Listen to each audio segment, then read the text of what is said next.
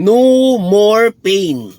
Ito yung palagi nating nakikita, ito yung palagi nating naririnig pag may mga namatayan na lolo, lola, mahal sa buhay. No more pain. Bakit nga ba mga kapatid nagkakaroon ng pain?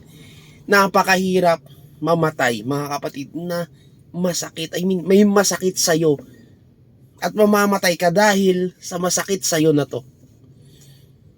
Paano ba ito may iwasan mga kapatid?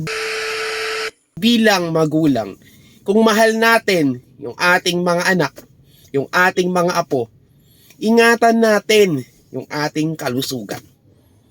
Iwasan nating manigarilyo. Iwasan nating uminom. Iwasan natin gumamit ng pinagbabawal na gamot.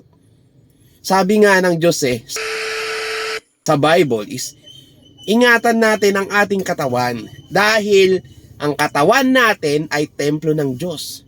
Ngayon mga kapatid, dahil bata pa tayo, hindi pa natin yan mararamdaman Iniisip natin, bata pa naman ako, malakas pa ako, okay lang yan, magbisyo lang yan.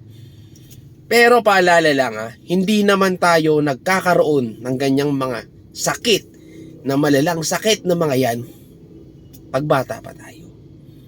Yun ang masakit magkakaroon tayo ng malalang sakit pag wala na tayong trabaho. Magkakaroon tayo ng malalang sakit pag hindi na tayo kumikita. Magkakaroon tayo ng malalang sakit pag mahina na tayo. So ano mangyayari mga kapatid sa atin? Perwisyo tayo sa ating mga anak, sa ating mga apo. Imbis na pang tuition nila sa kanilang mga anak, anong nangyayari? Pinanggagamot pa natin. Imbis na pang kain nila, pinambibili pa ng gamot natin. So anong mangyayari? Yung mag-asawa, mag-aaway. Bakit? Kasi ginagastusan niya yung magulang niya.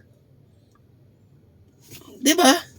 So kung totoong mahal natin yung mga anak natin, ingatan natin ang ating kalusugan. That's the key.